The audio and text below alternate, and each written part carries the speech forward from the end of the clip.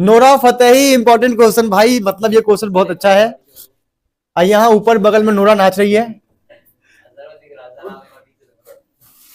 ये बगल में नोरा नाच रही है। आइए है मेरी खुशी, चलो मेरी खुशी। क्या बोल रहे, देखो क्या बोल रहे थे।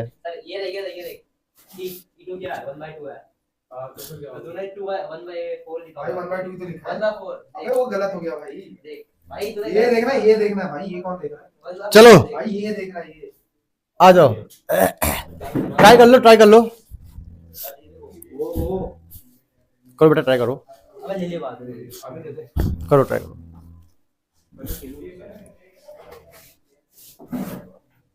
क्या क्वेश्चन है? Of the students in a college it is known that 60% residence, जो है ना रेसाइड लिखा हुआ है, in a hostel and 40% day scholars, मतलब आसपास रहते हैं, हॉस्टल में नहीं रहते, पीजी में रहते हैं। बस 60% ऐसे हैं जो जहां पढ़ रहे हैं उसी हॉस्टल में रहते हैं, और 40% किसी के पास भी रहते हैं, ठीक है, मतलब बाहर पीजी लेके रह लिया, बेस्ट फ्रेंड के घर चले गए, गर्लफ्रेंड बॉयफ्रेंड ने साथ में रह लिया, सड़क पे रह लिया। वैसे भी दिल्ली का हॉस्टल का एक केस वायरल हो रहा है, देखा आप लोगों ने? नहीं देखा? दिल्ली के हॉस्टल पे जब सफाई कर्मचारी आए ना, तो बाथरूम से बहुत कुछ निकला, करोड़ों में लाखों में निकला भाई। हाँ, जो वही चीज जो गली में देखते हो, सुबह सुबह देखते हो गली में गिरे हुए। चलो आ जाओ। हाँ वही, गर्ल्स हॉस्टल से निकला बहुत कुछ। सफाई कर्मचारी देखा, गटर खोला, सरप्राइज। ठीक है, तो previous year results report that 30% of all students who reside in hostel, मतलब जो हॉस्टल में रहते हैं, डिसिप्लिन में पढ़ रहे हैं, तो उनको मिला ए ग्रेड। कितने हैं? 30% बच्चे हैं जिनको ए ग्रेड मिला। 60 में से बेटा, हाँ 60 का 30%, 60 में से 60 का 20% of the scholars attend A grade in their annual exam. ठीक है, ठीक है, स्कॉलर का मतलब समझे? स्कॉलर वही वाला केस, ये रहा स्कॉलर वाला, सेकंड वाला 40%। ये तो आसान नहीं हो गया? देखो PE1 साफ साफ दिख रहा है, PE1 ये हो गया A अपॉन E1, PE2 ये हो गया A अपॉन E2, खत्म। अब देखना ये है कि क्वेश्चन टोटल प्रोबेबिलिटी का है या बेस थ्योरम का है। सर लड़के कैसे आएंगे गर्ल्स हॉस्टल में? बेटा खिड़की से आ सकते हैं लड़के, है ना, बुर्खा पहन के आ सकते हैं लड़के।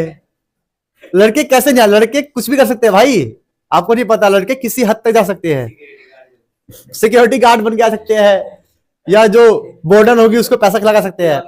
लड़के ऐसे होते हैं जो 20-25 किलो का सिलेंडर नहीं उठा सकते, लेकिन 50 किलो का लड़की उठाने के लिए कुछ भी कर सकते हैं, ठीक है? लड़के कुछ भी कर सकते हैं, डॉक्टर बन के आ सकते हैं। At the end of the year one student is chosen at random from the college. Chosen ही पढ़ेंगे इसको या चूसन पढ़ेंगे? नहीं चोसन पढ़ेंगे ना इसको।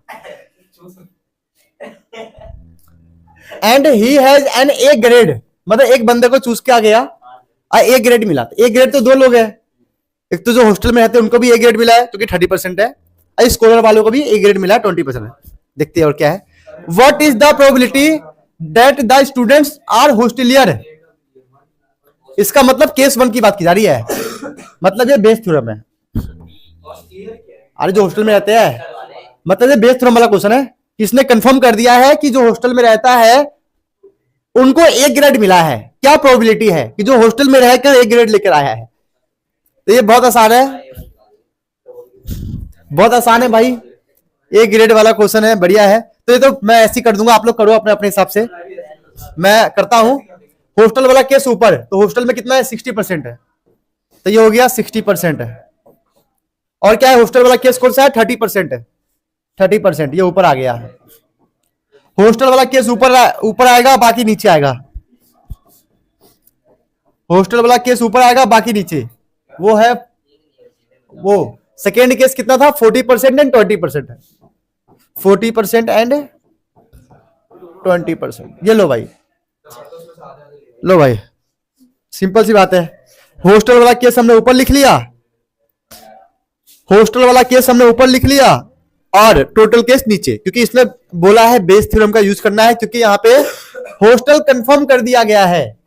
अगर यहां पे हॉस्टल कंफर्म नहीं होता तब क्या करते शुभम?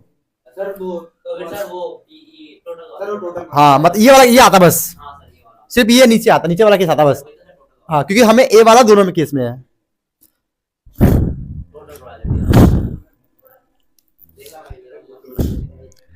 सुनील सर, आप बहुत मस्त पढ़ाते हो, मेरे को सबसे बेकार चैप्टर लगता था ये क्लास 10-11 में।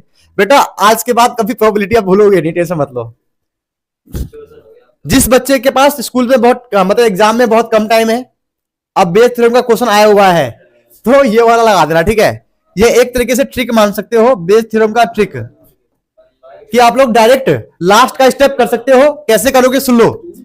इसने बात किया हॉस्टल का, तो हॉस्टल वाले केस को ऊपर मल्टीप्लाई में लिख दो और टोटल लिख दो, बस हो गया, बन गया ट्रिक। इसमें भी ये वाला केस कट जाएगा भाई, ये कॉमन निकल के कट जाएगा। 100 मल्टीप्लाई 100 ऊपर भी है, 100 मल्टीप्लाई 100 यहां पर भी है, 100 मल्टीप्लाई 100 यहां पर भी है, कॉमन निकल के ये कट जाएगा। बच क्या जाएगा, रुक जाओ और कटेगा, रुक जाओ, ये भी कट जाएगा, 0 0। ये 0 मल्टीप्लाई 0 हो जाएगा 100 यहां पे, इसके हिसाब से ये हो गया 100 ऊपर ना, कॉमन निकल गया, यहां भी 100 यहां भी 100। और क्या कर सकता है, और क्या काटू इसके अंदर, 2 के टेबल में 3 टाइम्स में, 2 के टेबल में 3 टाइम्स में, 2 के टेबल में 2 टाइम्स में, तो ऊपर 3 मल्टीप्लाई 3 9, 3 मल्टीप्लाई 3 9, 2 मल्टीप्लाई 2 4, 9/13। लो भाई फटाफट निकाल दिया मैंने आंसर। तो फ्यूचर में कभी भी आप कॉम्पिटिटिव एग्जाम में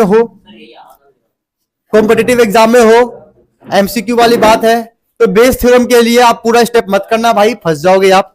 बेस थ्योरम के लिए एमसीक्यू वाले क्वेश्चन में डायरेक्ट ये करो। अगर अभी तक आपको बेस थ्योरम के सारे क्वेश्चन समझ में आ गए, तो आपको ये समझ में आ गया होगा कि लास्ट में ये वाला स्टेप कैसे आता है। जिस चीज को वो कंफर्म कर दे कि बैग 1 का है, बैग 2 का है, हॉस्टल वाला बच्चा है, एक्सीडेंट होगा, लेट होगा, लसन जो भी हो, लसन मैंने खाया ना इसीलिए यार, लसन, ठीक है, ठीक है। तो वो जो बेस थ्योरम के हिसाब से जो चीज कंफर्म हो गया उसको ऊपर लिख लो और टोटल नीचे लिख लो। चलो समझ में आ गया पूरा गेम।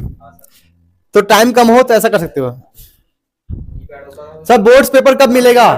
बोर्ड्स का एग्जाम हमारा 9 मार्च को है, 9 मार्च को है ना बोर्ड्स का एग्जाम, तो आपको मिल जाएगा 1 फरवरी को मिल जाएगा। 5 या 6 पेपर मैं कहीं से निकलवाऊंगा, उन्हीं 5 या 6 पेपर में से आपके बोर्ड्स के पेपर में क्वेश्चन आएंगे।